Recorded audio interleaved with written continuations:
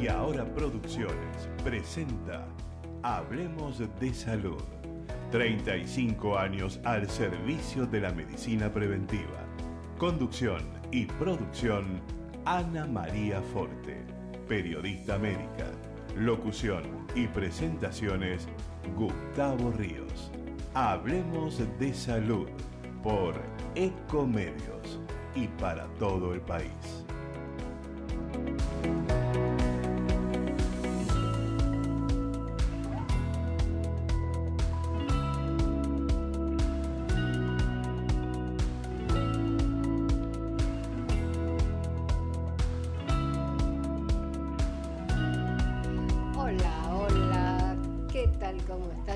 Soy Ana María y los invito, a este programa que es parte de mi vida y ustedes lo saben muy bien.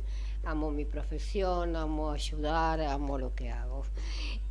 Tenemos, como siempre, profesionales de lujo, invitados especiales, que pueden aportar en cuanto a enseñanza. Nosotros tenemos que tener presente que la columna vertebral del programa, hace 35 años que lo digo y no me voy a cansar, es la prevención. Saben ustedes que cuando yo empecé tuve que estar 10 años en el Santoyani y 10 años que en el Hospital Garrahan, que ahí aprendí todo lo que sé, porque los médicos, ¿saben qué decían? Que era falta de ética hablar en radio y en televisión. Y los directores, ambos directores, no pensaban lo mismo de cada hospital. Entonces tuve esa maravillosa enseñanza que aprendí de todo. Así que recuerden siempre, cuídense. El medicamento uno llega cuando ya está enfermo. Entonces tratemos de hacer los controles necesarios para realmente tener una vida saludable. En el día de hoy nos visitan la licenciada María Beatriz Müller. Ella es psicóloga, presidenta y directora del programa de Salud Activa, especialista en abuso sexual en la infancia, también es escritora. El tema que va a hablar es un tema muy candente y que cuando empezamos a tratarlo 35 años atrás, que es el tiempo que yo la conozco, de eso no se habla, nos decían. Presentamos un hermoso programa en Canal 7, precisamente que se llamaba De eso no se habla y de eso nos fue aceptado. El tema es síntomas que pueden indicar que existió un abuso sexual infantil, ya que el tema que trata la doctora es abuso sexual infantil, adolescente, abuso sexual a todas las edades también hay, ¿no es cierto? Dejando de lado este tema tan importante como es en niños y adolescentes. También estamos con el doctor Guillermo Mosquino, que es emergentólogo, que va a hablar de la insensibilidad congénita al dolor. Ustedes dirán, ¿qué es esto? Y bueno, las novedades las van a aprender siempre en este programa. También estamos con otro hermoso ser humano, Rubén Rojas, perteneciente a ALAPA. ALAPA es la alianza de pacientes que lidera Florencia Braga Menéndez. Yo también pertenezco a ella. Es representante de talla baja y va a hablar de qué significa tener talla baja. Bien, y ya estoy recibiendo a María Beatriz Müller. Muy buenos días, Marita. Hola, buenos días, Ana, ¿cómo estás? Un gusto. Tanto tiempo. Mucho tiempo, por favor, que no nos vemos. Un Sí, es gusto verdad. escucharte. Gracias. Bueno, vos planteabas recién esto, que este sueño que tuvimos del programa en Canal 7, que le habíamos puesto, de eso no se habla, y justamente no nos dejaron hablar, ¿no? Porque no fue aceptado el programa. Pero bueno, por ahora está pasando justamente todo lo contrario. Se está hablando demasiado por todos lados y con muchos errores muchas veces, ¿no? Se cometen muchos errores en la forma en que se comunica la problemática. Esto es lo que estamos viendo a cada rato, y ahora en este último tiempo, con toda esta movida que hubo de la denuncia de este joven que denunció al conductor y músico Jay Mamón, sin nombrarlo, pero lo denunció, y denunció un montón de otras cosas más que pasan, ¿verdad? Y el gran problema que existe que, digamos, en general estas situaciones como la de este muchacho, ya un hombre hoy, que pasan los años y hubo un montón de indicadores y de síntomas. Lamentablemente la familia no lo detectó porque de alguna manera hubo ahí una especie de complicidad, no sé si consciente o inconsciente, a estas situaciones abusivas que este chico tuvo que vivir, ¿verdad? Pero los niños siempre dicen lo que les está pasando. El tema es cuándo los padres van a poder detectarlos o no, si están dispuestos a ver lo que está ocurriendo y lo que es mucho más importante, actuar de acuerdo a lo que está ocurriendo. El gran problema es este tipo de situaciones de abusos, como la que te mencioné al principio, generalmente se dan digamos, en segunda opción, por llamarlo de alguna manera. Es decir, ya eligen de alguna forma, yo siempre digo, con mucho cuidado con las palabras, el agresor elige a su víctima en función de la vulnerabilidad. Cuanto más vulnerable es ese niño o niña, es más fácil después de captar, digamos, porque ya generalmente son chicos y chicas que han tenido abusos intrafamiliares, que es lo que más abunda. Lo que más hay son abusos intrafamiliares, o sea, el enemigo está en casa, dentro del hogar, que puede ser el padre, el padrastro, el abuelo, la madre también, ¿por qué no? Hermanos, tíos, o sea, siempre alguien conocido. Lo Que importante todo es se eso. sabía y eran cómplices. Exactamente, algo así. Esto es lo que pasa. Y siempre es alguien muy cercano el que abusa sexualmente de un niño. Y otra cosa que yo siempre lo digo, lo voy a seguir repitiendo, nunca es tarde para repetirlo, esto del abuso sexual infantil. No pongamos más ese adjetivo, porque infantil es un adjetivo calificativo que también va en desmedro de la importancia del problema, ¿no? O sea, al decir que el abuso es infantil, uno le baja el precio a la categoría, ¿viste? Al tema. Entonces hablemos con propiedad y hablemos de niños y niñas y adolescentes abusados sexualmente por adultos. O si queremos, podemos hacer una cuestión más, abuso sexual contra niños, niñas y adolescentes, o hacia niños, niños y adolescentes, o hacia la infancia, digamos. Infancia también es una palabra que mucho no me gusta porque tiene también una cuestión etimológica no muy linda para los niños, ¿no?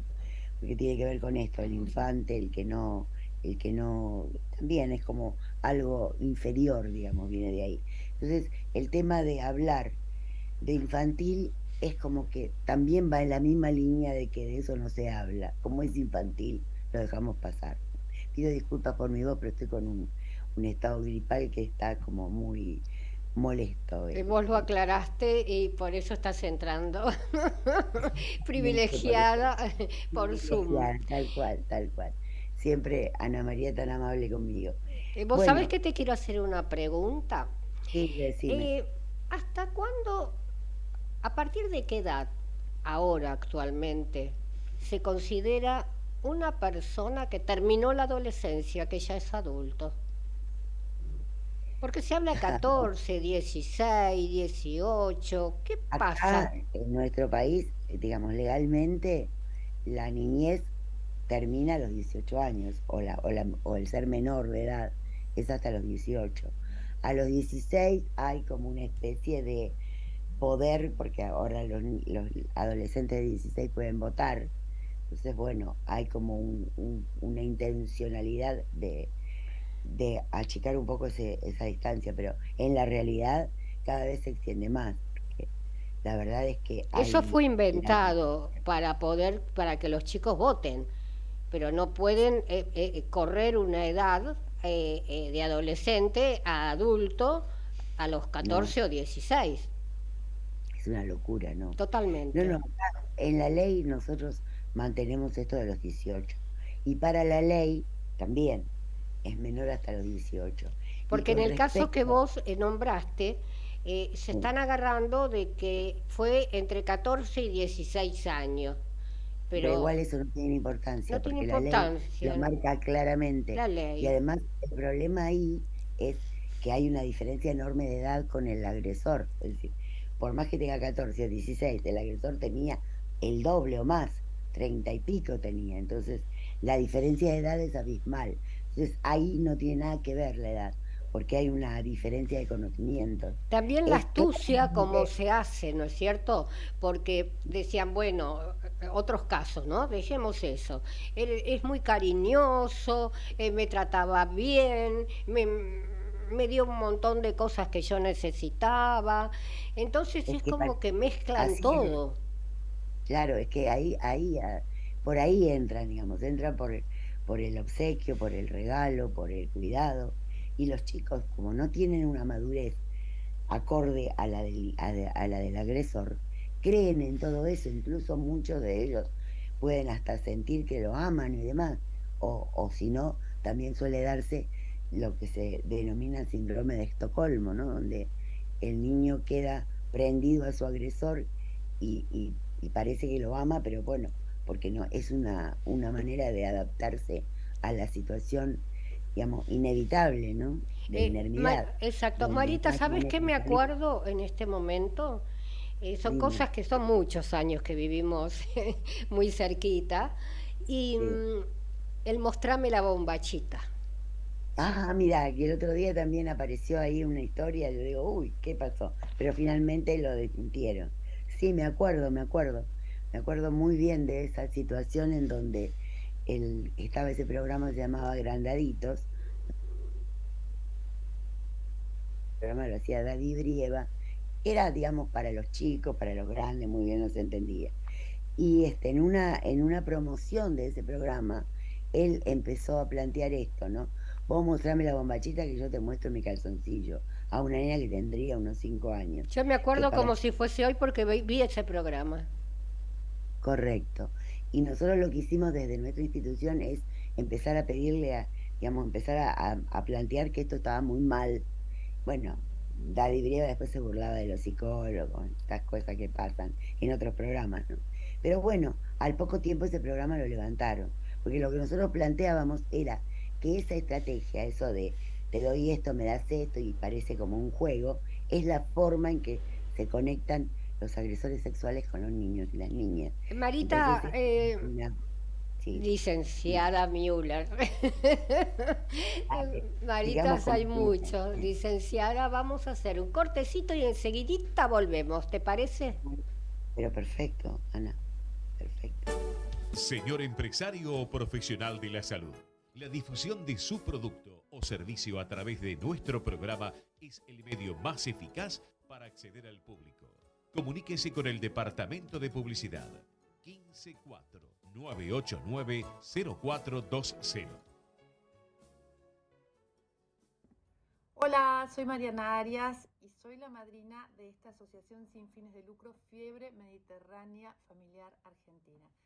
Si tenés alguno de estos síntomas de manera esporádica en niños, fiebre sin motivo, dolor abdominal, vómitos, problemas esqueléticos, en adultos, dolor muscular, torácico, pulmonar, articular, presión arterial alta, erupciones, vómitos, problemas intestinales y no tenés un diagnóstico certero, es posible que tengas fiebre mediterránea familiar, una enfermedad genética de difícil diagnóstico y muy poco frecuente.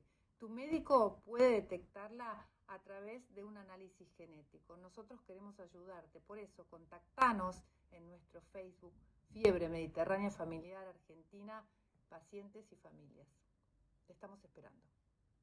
28, 34, 58. 73. No importa si tenés 18 o 70 años, vos también podés terminar la secundaria de forma virtual y desde cualquier lugar del país. Con educación hay futuro. Conoce más en buenosaires.gov.ar/terminal la secundaria. Buenos Aires Ciudad.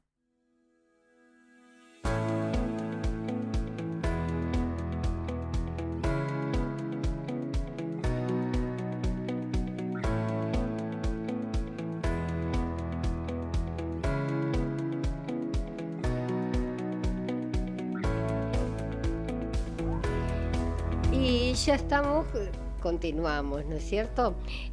Con la licenciada María Beatriz Müller, quien está hablando de eso que hay que hablar tanto, ¿no es cierto? Síntomas que pueden indicar que existió un abuso sexual. ¿Cuáles son? Sí. Y mira, hay un montón. Lo que pasa es que son, en general, digamos, lo más habitual y lo que más rápidamente te lleva al diagnóstico son las conductas sexualizadas, los conocimientos de cuestiones sexuales no acordes a la edad evolutiva del niño o de la niña, el intentar agredir sexualmente a otro niño en la escuela, o intentar situaciones de sexualización con otros niños, todo lo que tenga que ver con lo sexual fuera de etapa o fuera de época es un indicador importante, casi te diría muy marcado. Después está que el niño lo cuente, a veces el niño lo cuenta de distintas formas, no es que viene y cuenta, dice, bueno, a mí me pasó tal y cual cosa, porque como no está preparado, porque no, ni siquiera a veces sabe qué es eso que le está pasando, simplemente siente que le molesta y no entiende por qué y no sabe qué es, ¿no? Porque tampoco sabe, a veces ni siquiera son muy chiquitos y ni siquiera saben cómo se llaman los órganos sexuales.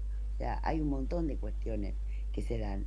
Aparte, el abuso sexual se puede dar también obligándolo a ver determinadas cosas o sacándole fotos sexualizadas, que luego después, ahí donde está uno de los grandes problemas de este tema, que es cómo entrelaza el abuso sexual, se entrelaza con todo lo que es la pornografía, con infantes, con niños, niñas o adolescentes, y todo lo que es la trata y la prostitución de jóvenes, de niños, niñas y adolescentes, ¿no? Y Esto por ejemplo, mucho. a través de los dibujos, ¿ustedes se pueden dar cuenta? Sí, también, o sea, es un conjunto. El dibujo es un indicador importante, las técnicas proyectivas en general es un indicador importante.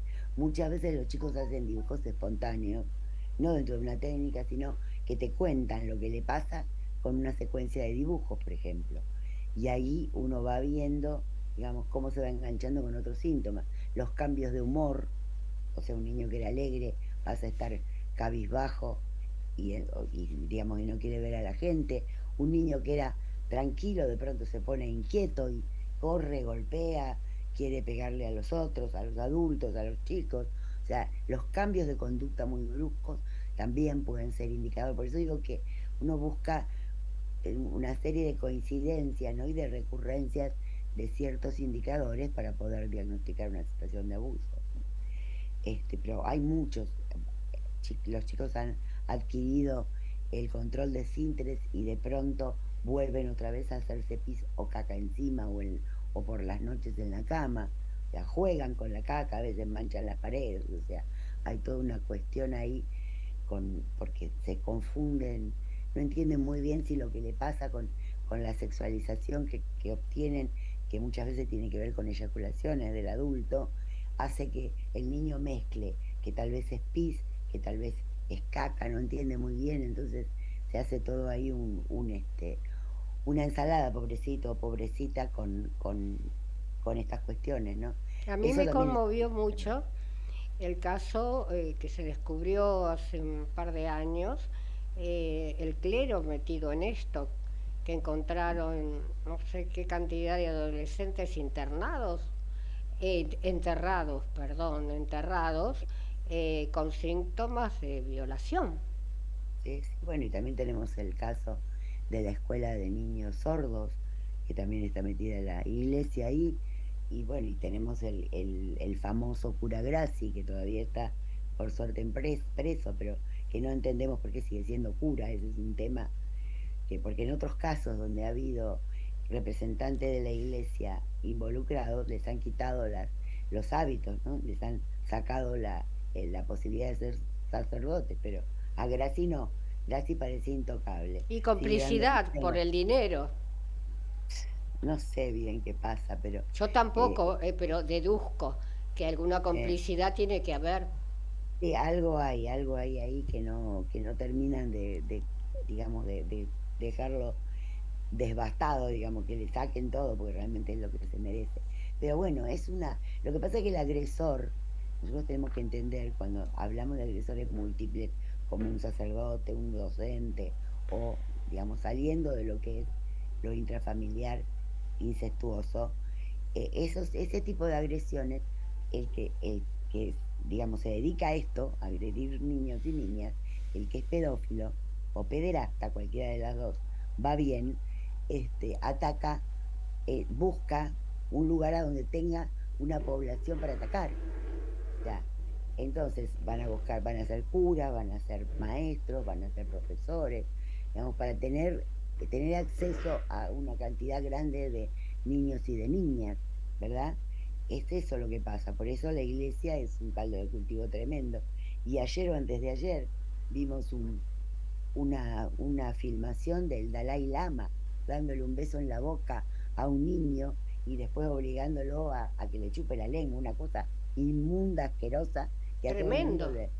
le dio asco, y después se disculpó diciendo que él jugaba en el canal oficial, que acostumbraba a hacer bromas y a jugar.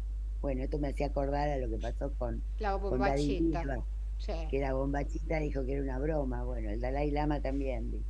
Realmente, el problema, yo creo también que tenemos que tener esto en cuenta. Cuanto más avanzamos en destapar estas cosas, en mostrar lo que pasa y en lograr condenas y bueno, alejamientos y demás, la fuerza con la que vuelve todo eso es cada vez más fuerte, o más intensa. Es como el tsunami, ¿viste? Que se da, que retira primero todo el mar por el efecto de un movimiento sísmico, retira todo el mar, y cuando el mar vuelve de una manera que se lleva puesto todo lo que encuentra, ¿verdad? Y desastres, hace como los tsunamis que por suerte nosotros acá no hemos tenido, pero en países de Latinoamérica varios, y bueno, y ven lo que es bastante. Bueno, creo que este movimiento en pos del abuso sexual hacia niños y niñas es como que vuelve con una fuerza tremenda y nos ataca, y digamos, y aparecen, digamos, y se muestran como cada vez más, como provocando, ¿entendés? Esto de ustedes se creen que van a terminar con esto, están muy equivocados. Y Porque Müller, como te por decía antes, ejemplo, ¿puede llegar a influenciar la droga? no, mira, el que es así, no hay Ujú. droga ni alcohol ni nada. No tiene que ver. La droga y el alcohol puede potenciar una, una forma de ser Exacto. o ciertas características, pero vos tenés que ser de una manera. Y no cualquiera, digamos, hace esto. Tiene que Ujú. ver con un modo de ser en el mundo. Y no es una enfermedad, no es una cuestión que se pueda curar, lamentablemente, porque, digamos, es algo que se hace a plena conciencia y se cree que está bien, y que los que estamos equivocados somos todo el resto, ¿verdad? Por eso hay algunos movimientos en el mundo que están queriendo colocar a la pedofilia como un trastorno de la sexualidad, o sea, como es la homosexualidad, por ejemplo, ¿no? Que es una elección libre digamos, del modo de ejercer esa sexualidad. Y no es así. La pedofilia no se puede equiparar a la homosexualidad, porque la homosexualidad está entre adultos. Acá estamos hablando de un adulto con un niño. El niño no puede decidir nada ahí. Cuando hablamos de homosexualidad hablamos de dos adultos, o adultes, o adultas, o como lo quieras llamar, que eligen un modo de vincularse sexualmente. El niño no tiene oportunidad de elegir, porque está en inferioridad de condiciones respecto al adulto, por más que digan que sí. No hay forma, y esto es muy importante entender que sigue y va a seguir siendo un delito el abuso hacia niños, Claro, y niñas. tener claro que el abusador no es de pronto una enfermedad, y es una enfermedad No, la que tiene. No. no es una enfermedad, es una elección, es un modo de vida, un modo de ser en el mundo. Uno puede elegir lo que quiere hacer. No es una enfermedad, es una manipulación. Hay muchas compañeras que estamos en esto que plantean que el abusador es un hijo sano del patriarcado, ¿no? Porque tiene que ver con la dominación. Porque también tenemos que entender que el placer sexual no tiene que ver con lo genital del agresor sexual de niños, sino con la dominación, con utilizar ese cuerpo como si fuera un juguete para él, a su placer y a su deseo, ¿sí? Quitándole el protagonismo de ser persona, ¿entendés? Para el agresor, el niño es como si fuese uno de esos juguetes sexuales que se compran en los sex shops. Eso es el niño para el agresor. Entonces disfruta cómo lo maneja, cómo lo manipula, cómo hace con él lo que quiere, ¿no? Y entonces es muy complejo, pero eso sí. Y ahí está, es abuso de poder, básicamente. Y las docentes, por ejemplo, los docentes tendrían que prestar atención, que quizá en la casa algunas veces no se quieren dar cuenta o no se dan cuenta porque están en 3 o 4 trabajos y el chico está en una doble escolaridad, y más un chico pequeñito, te estoy hablando, que maestra, el profesor, se tiene que observar esas cosas, ¿no es cierto? Totalmente. La escuela siempre suele ser el lugar donde primero lo muestran, porque es el lugar ajeno al ámbito familiar. Sobre todo estamos hablando de los abusos intrafamiliares o los abusos incestuosos, que son los más graves para los niños y las niñas, cuando son abusadas sexualmente por su padre o por su madre. Eso es lo que devasta digamos, el desarrollo.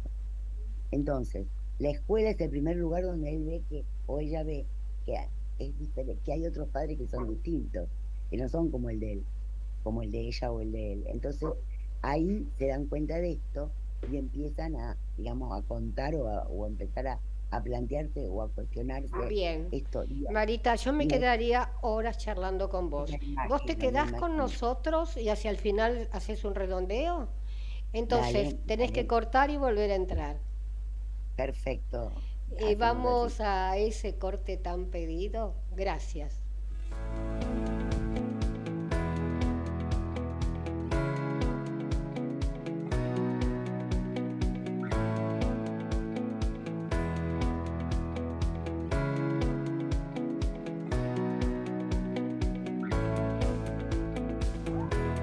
Ecomedios.com AM1220. Estamos con vos. Estamos en vos. ¿Cuándo fue la última vez que te tomaste un respiro para ver un amanecer? Descubriendo lugares distintos que te hacen soñar, emocionar.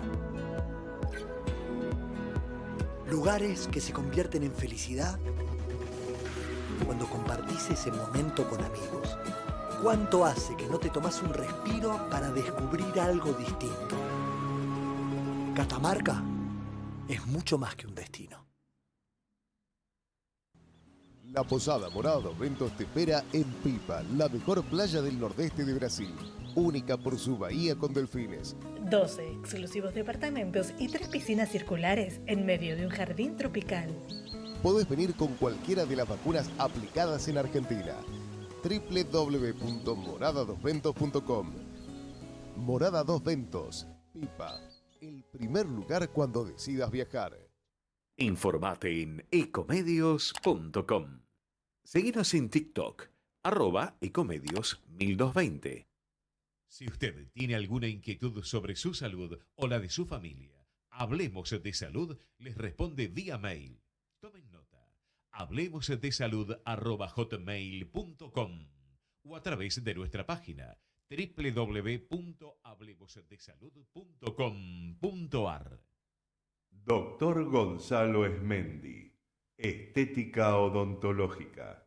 WhatsApp 11 36 44 8455. Web www.esmendi.com.ar. Karina Uranga, distinción en estética, tratamientos faciales y corporales. Escuela KU, cursos de cosmetología y estética corporal. WhatsApp 11 36 12 30 35. Caballito, Ciudad Autónoma de Buenos Aires. Look 5D transforma tu imagen para una buena comunicación con el entorno. Trabajamos desde lo físico hasta lo energético. Tratamiento integral para el cabello, rostro y cuerpo. José María Moreno 393 Caballito, Ciudad Autónoma de Buenos Aires. Facebook e Instagram, Look 5D. Isabel Macaño Makeup, maquillaje social, maquillaje artístico, eventos. Isabel Macaño Makeup, celular 15 58 70 24 64.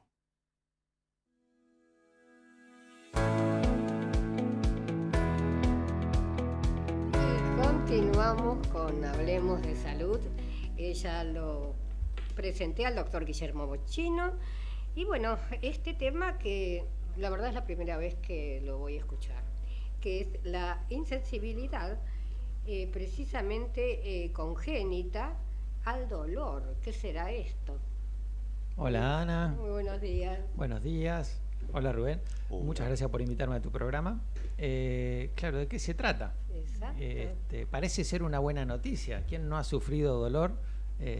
La garganta de la licenciada Müller recién, por ejemplo, o quienes tienen enfermedades neuropáticas con dolor neuropático, dolor crónico, deben pensar que esto es algo bueno. Tener la incapacidad de no sentir dolor nunca, incluso desde el nacimiento. Bueno, el dolor, si bien es algo, una sensación desagradable, nos avisa que hay algún daño en un tejido. Nos está avisando de la posibilidad de que haya una lesión que se está produciendo o que ya se produjo. Y por ejemplo, esta duda, por ejemplo, un problema de apendicitis, vamos a decir algo común. ¿No sienten ningún dolor? Tampoco. Después haceme acordar de esta pregunta porque uno de los pacientes que tiene esto tiene miedo de tener una apendicitis porque no la va a detectar. Claro. Después vuelvo con el caso de él, sí, porque favor. Tengo algunas frases que ha dicho o anécdotas de él porque padecía esta enfermedad. Bueno, la analgesia congénita, la incapacidad de sentir dolor, es una enfermedad muy poco frecuente. Hablamos de enfermedades poco frecuentes cuando se dan menos de 5 cada 10.000. Bueno, esto se da 1 en 1.000.000 más o menos. Incluso un poquito menos también. O sea, es muy poco frecuente, diría el doctor Roldán, nano frecuente, porque es 1 en 1.000.000 o incluso un poquito menos. Se debe a una mutación, así que es genética, es congénita, se transmite de los padres a los hijos. De forma recesiva, no necesariamente el hijo la va a tener, pero la condición genética la pudiera llegar a transmitir a sus hijos, a sus descendientes. Se debe en mutaciones de algunos genes que codifican para los nociceptores, para los receptores del dolor. Estos pacientes no tienen receptores del dolor o funcionan mal. Entonces, ante una lesión, no generan dolor, ¿no? El cerebro no se entera de que tiene dolor. ¿Y cuál es el problema? Por ejemplo, si están adelante de la estufa, están calentitos porque el calor lo sienten, pero no sienten dolor porque se queman. Entonces, capaz que se da cuenta un familiar porque siente olor a quemado o porque ve que se ampolló la mano. Bueno, hablando de este paciente que te comentaba, eran mellizos, gemelos, los dos con insensibilidad congénita al dolor. Y él decía que lo detectaron porque encima también es algo difícil de diagnosticar. De bebé, cuando le empezaron a crecer los dientes, empezó a masticar. ¿Y qué masticaba? Los labios, la lengua, los dedos. Dice que cuando lo diagnosticaron tenía 5 meses y se había comido 1/4 de la lengua. Upa. O sea, la importancia del dolor, ¿no? Es como una alarma de humo. Claro, y yo pensaba también en una persona que está cruzando un infarto. Puede no sentir el dolor, seguro. Claro. Sí. Hay patologías en las que hay analgesia adquirida, por ejemplo en la lepra, en la sífilis, quienes tienen lesiones de la médula y muchas veces tienen posiciones viciosas que hacen que se luxe una articulación, por ejemplo la articulación de Charcot en el pie, ¿sí? Entonces tienen el tobillo luxado y en vez de pisar con el pie con la planta del pie, pisan con el pie, con el dorso del pie y el tobillo. O sea, y ellos no sienten dolor, pero obviamente eso genera más lesiones. Este mismo paciente decía que él estaba resignado a perder la pierna izquierda porque la habían operado tantas veces que ya casi no era posible volverlo a operar, y que los traumatólogos le habían dicho, la próxima es la amputación. Él es un paciente sueco. Hay una población en Suecia, Vigeti creo que es, no sé si lo estoy pronunciando en italiano, no sé cómo se dirá en sueco, en donde hay 20 casos, o sea, es uno de los lugares donde más casos hay.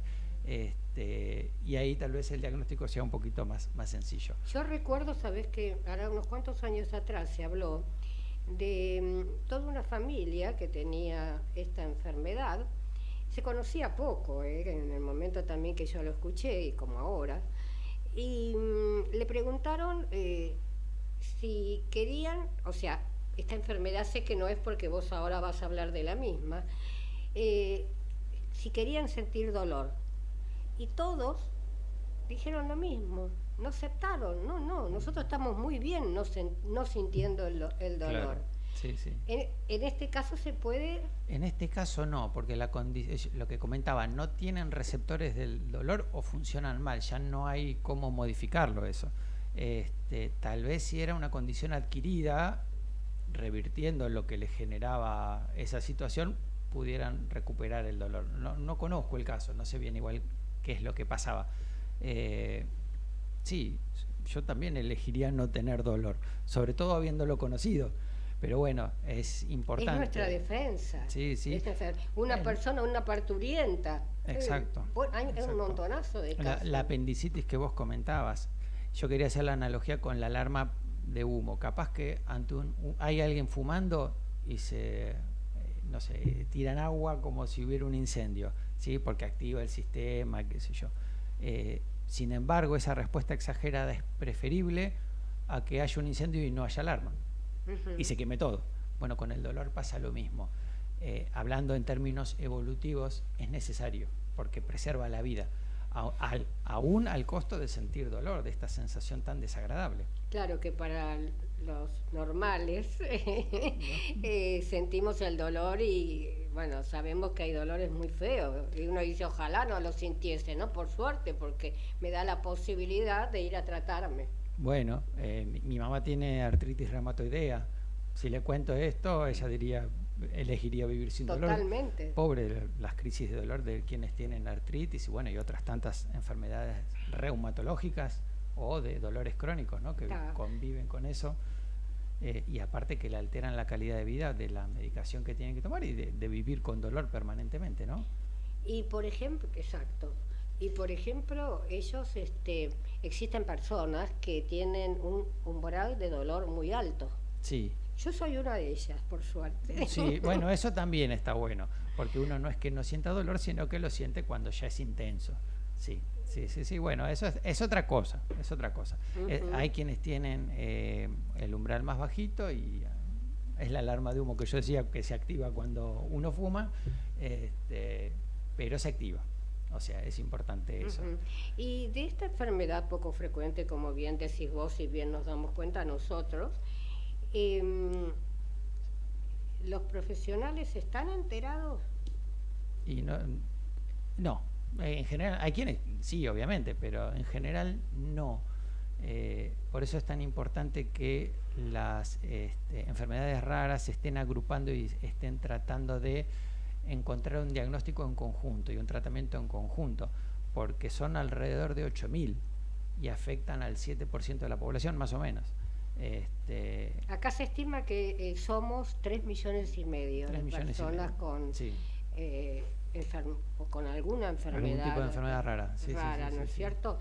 Yo insisto y sé que soy seguidora y cabeza dura, que nos van a escuchar alguna autoridad en algún momento y ya se está poniendo como materia en la UNLAP, no como materia, como curso, la UNLAP en la Universidad de La Plata, el tema que tengan los médicos una preparación mínima para que sospechen de las enfermedades raras o poco frecuentes, que son más frecuentes de lo que ellos piensan. Seguro. Y yo agrego que jamás se puede llegar a descubrir, a diagnosticar lo que no se conoce. Exactamente. Entonces es mucho más fácil decir, está pasando por un mal momento, está estresada o estresado, minimizar, como me pasó a mí. Sí, buscar una justificación alternativa. Sí. Están minimizando, entonces le están cortando la vida a la persona. Seguro. Sí, entonces, por favor, alguien que me esté escuchando y que tenga poder de decisión, la materia enfermedades poco frecuentes tiene que estar en todas las universidades y facultades. Por supuesto, no van a estudiar a las 8.000, pero ahí viene el problema. Hacer un buen censo, porque el censo que existe es cuando uno tiene una asociación, va y se anota en el Ministerio de Salud de la Nación, pero con eso no hacemos nada.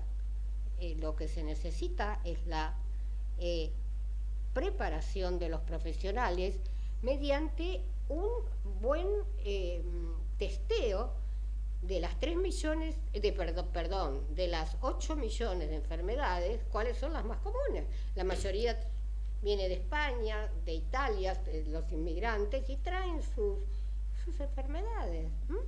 Bien, me quedaría ahora charlando, pero bueno, llegó a su fin tu hermoso bloque, porque aprendemos mucho con todo lo que traes cuando sos invitado.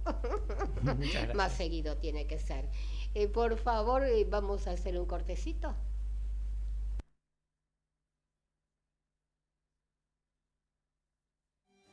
El objetivo de Hablemos de Salud es brindarles a través de una calificada información los conocimientos necesarios para la prevención de enfermedades mediante la promoción de la salud. 28, 34, 58. 73. No importa si tenés 18 o 70 años, vos también podés terminar la secundaria de forma virtual y desde cualquier lugar del país. Con educación hay futuro. Conoce más en buenosaires.gov.ar/terminal la secundaria. Buenos Aires Ciudad.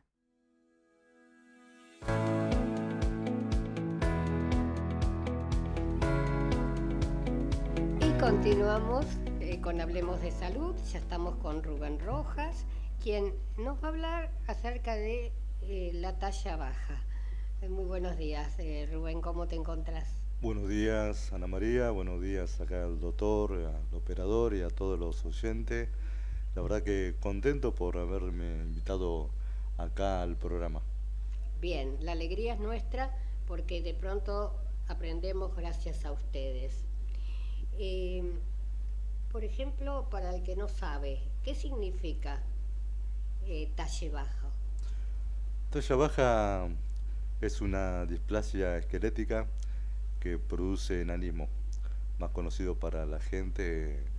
Yo tengo acondroplasia, pero hay diferentes patologías que está dentro de la talla baja. En el caso mío, bueno, es acondroplasia, pero hay displasias, es como un trastorno genético que produce enanismo. Bien. ¿En algún momento te sentiste dejado de lado o con un no buen trato? Porque una cosa es ser una persona de talle baja o enano, y otra cosa es tener un problema mental. Sí, que pasa que, bueno, sobre eso, por eso que dije enanismo, para que la gente pueda entender el significado, pero estamos tratando lo más posible de evitar esa palabra, como hicieron el trabajo de las personas que tenían un hijo Down, que antiguamente le decían los chicos mogólicos, ahora bueno, son los chicos Down, y la verdad que bueno, fue un gran logro para ellos, y sobre eso nosotros estamos trabajando. Y con respecto a tu pregunta, y en ese tiempo, yo tengo 51 años, décadas atrás, la falta de información, la falta de difusión, la falta de tantas cosas que hoy día hay, si bien no hay lo suficiente, y sí, éramos dejados de lado en varias de las cosas, y bueno, aún en la parte medicinal, aún en la parte médica, porque aún los profesionales de la medicina no sabían qué era talla baja, no sabía. Entonces ahora con toda la tecnología, con todo el tema de las redes, tenemos la posibilidad de que haya más información. Ahora el que no se informa porque no quiere, porque ahora está al alcance de todo, justamente como decía el doctor, las enfermedades poco frecuentes, cosa que tenemos la oportunidad de ir descubriendo. Entonces está en nosotros el querer informarnos, querer descubrir, querer el aprender. Como digo a todos, no los que me conocen, que me van conociendo, tienen la posibilidad, pues sabemos que tampoco es una mala palabra el que no sabe, porque tiene la oportunidad de poder saber. Entonces yo siempre le digo a los papás que tienen al hijo con talla baja, que me pueden preguntar lo que quiera dentro de lo que yo pueda saber, aprender a mis 51 años, ir, como se dice, informándole, ir, ¿no?, a medida que voy aprendiendo también. Exactamente, Rubén, y por ejemplo, vos tenés armado un grupo, ayudás a la gente, ¿cómo te estás movilizando actualmente? Y bueno, como bien te lo decía en un principio del programa, que yo estoy en Alapa y estoy en el área esa, de la talla baja, de ADES, que no solamente porque yo tengo la patología acondroplasia, me voy a encerrar en eso, no, sino en todo lo que es el área de la talla baja, pseudoacondroplasia, hipocondroplasia.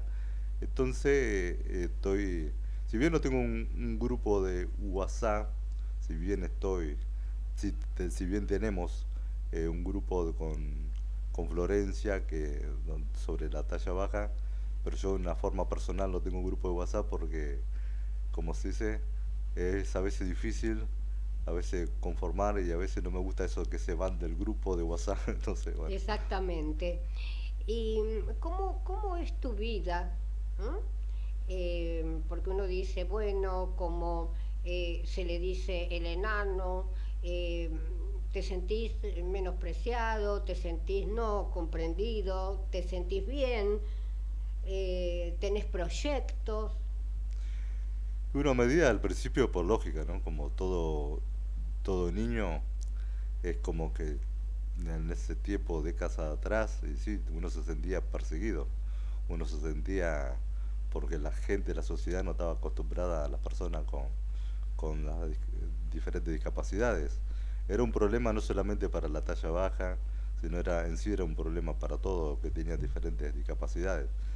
La talla baja porque, bueno, lamentablemente, siglos atrás, es como que fue la área perseguida, y bueno, lo tenían esclavizado en el área circense, en los circos, en la parte de bufones, la parte de atracción, todo ese tipo de cosas.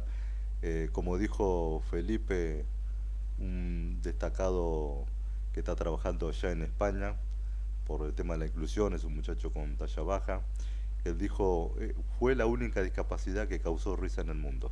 Exactamente. En sí fue fue una discapacidad y es una discapacidad. ¿Y esto es hereditario? ¿Es una malformación? ¿Por qué se llega? Y en el caso mío no fue hereditario, porque mis padres son de talla estándar, como dicen algunos, o de talla promedio, como dicen otros. Soy el único. Pero sí se hereda. Sí se hereda. Hay familias enteras, como hay una familia que conozco un miembro que son de Luján, que son prácticamente toda la familia. La madre, la sobrina, las hermanas, los sobrinos nietos son todos. En el caso mío, bueno, me tocó a mí. Como también, como recién hoy daba el ejemplo de los chicos Down, que en una familia de 5 hijos, capaz que de los 5 uno salió con la patología Down. Después de todo, ¿no? No sé si la palabra justa normal, no sé, ¿no? pero vamos a decir, hay que emplear una. para que Claro. se entienda, ¿no? Sí, sí, Como algunos para ahí, justo en todas las familias nació uno no vidente, exacto. pero en el caso, como se dice, se puede heredar como no. En el caso mío no lo heredé porque mi madre, por un lado, estudió, a ver si de la parte de ella había, no había nadie, de la parte de mi papá tampoco había nadie, solamente me tocó a mí como si fuera ¿no? el sorteo, ¿no? Con un sorteo que decís, bueno, le tocó a fulano, en este caso mío me tocó a mí. Ujú. Es también cómo uno lo recibe, cómo se siente. Porque hoy estás acá, mañana puedes estar en la televisión, en todos lados, porque realmente no existe discriminación en la mayoría, pero quizá cuando uno va a buscar un trabajo X, eh, el de talla baja no entra y entra el de talla normal. Sí, como se dice, Normal entre comillas, ¿me explico? sí, Media. es talla estándar o es talla promedio, ¿no? Como Sí. había dicho recién. Y sobre eso estamos trabajando, sobre eso tenemos contacto con el INADI, tenemos contacto con diferentes asociaciones, ¿no? Fundaciones para trabajar sobre este tipo de cosas, porque es como que en la sociedad todo limitaban.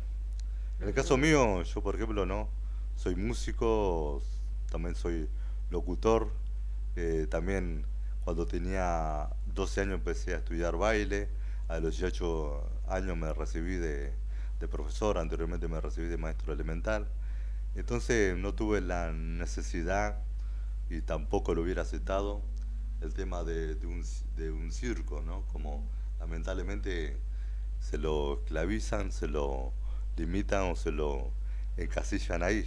Bueno, yo te voy a decir lo que yo siento. O sea, iba al circo de pequeña, ¿no? O sea, de grande no fui. Pero cuando yo los veía, sabes que es una alegría para los chicos. Hay que ver cómo lo toman en general los mayores, pero el chico no discrimina entre la talla alta o El chico baja. jamás, el chico jamás. Lo que pasa que, o esto hubo por otros casos que uno se ha enterado, es que pasa que hay padres que lo educan, no sé si la palabra justa educan, pero siempre por eso que hay mucho bullying en los colegios. Porque en el caso mío, por ejemplo, yo nunca sufrí bullying en la escuela, ¿no? Cuando yo iba a la escuela primaria era uno más. Pero sí pasaba que había algunas compañeras que usaban anteojos, algo común y corriente, y sin embargo era la atracción, era como que le hacían bullying porque usaba anteojos. Le hacían la vida imposible. Sí, ahora está de moda aparte. Por cualquier cosa hay un bullying. Y te hablo, ¿no? De ese tiempo que bueno, y hacía la vida imposible. Ujú, ujú. Bien, realmente ha sido un gusto hablar con vos. No, el gusto fue mío. Uno aprende y de pronto nacen un montón de cosas, ¿no es cierto? Así que ojalá que sea el principio de algo bueno. Ojalá, sí, sí. Ahora yo pregunto al operador si está por ahí la licenciada Müller. Mientras tanto, vamos, acá la tenemos. Perfecto. Tenemos un minutito y medio para hacer un redondeo con respecto al tema. Bueno, voy a aprovechar este minutito y medio para dos cositas. Una, plantear la falta de profesionales capacitados en este tema. Cada vez hay más, salen más problemas y hay menos profesionales que sepan de esto. Nosotros desde Salud Activa estamos capacitando y formando siempre y nos está resultando un problema porque al haber tanto backlash, tanto ataque hacia nosotros ahora de parte de los agresores, hace que cada vez menos psicólogos quieran atender estos casos. Así que si quieren, si todavía hay algún valiente o valiente, mujer o varón, que tenga ganas de meterse en esto, los esperamos en nuestras redes sociales, que es en Instagram, en Facebook, estamos en YouTube, en LinkedIn, en Twitter, con Salud Activa ONG, para que se sumen y podamos capacitarlos y que podamos seguir brindando asistencia psicológica a niñas, niños y adolescentes. Sí. Eso es lo que quería más o menos plantear.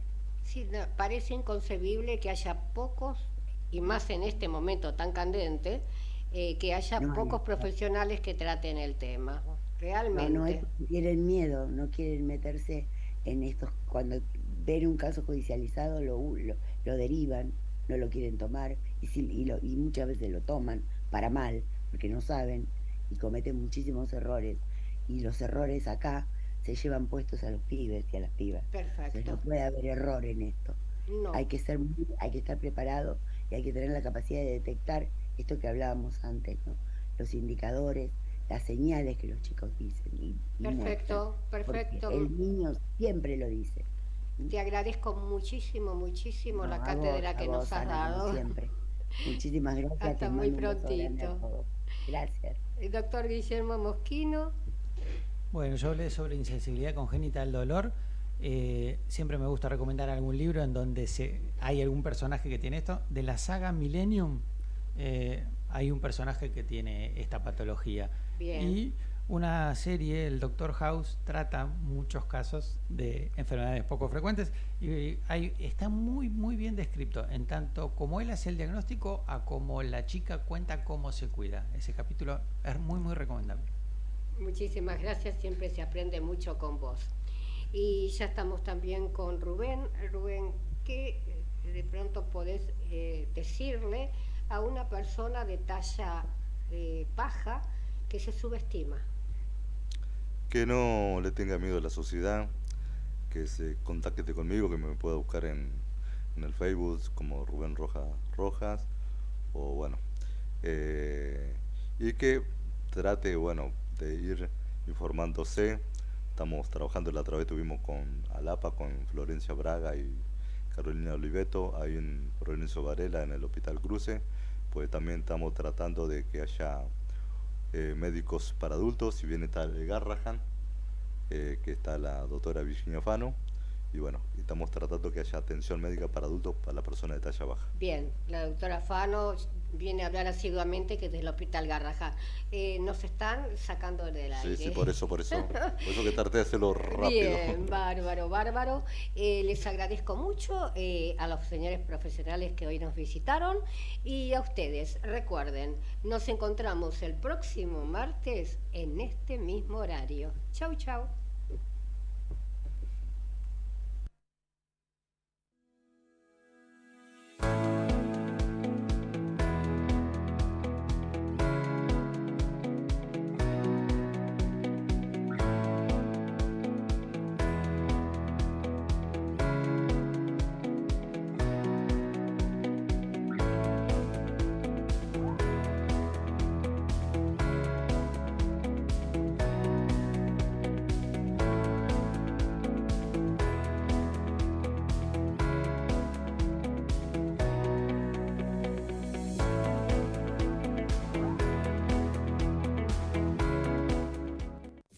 Desde Buenos Aires, transmite LRI 224, AM 1220, Ecomedios,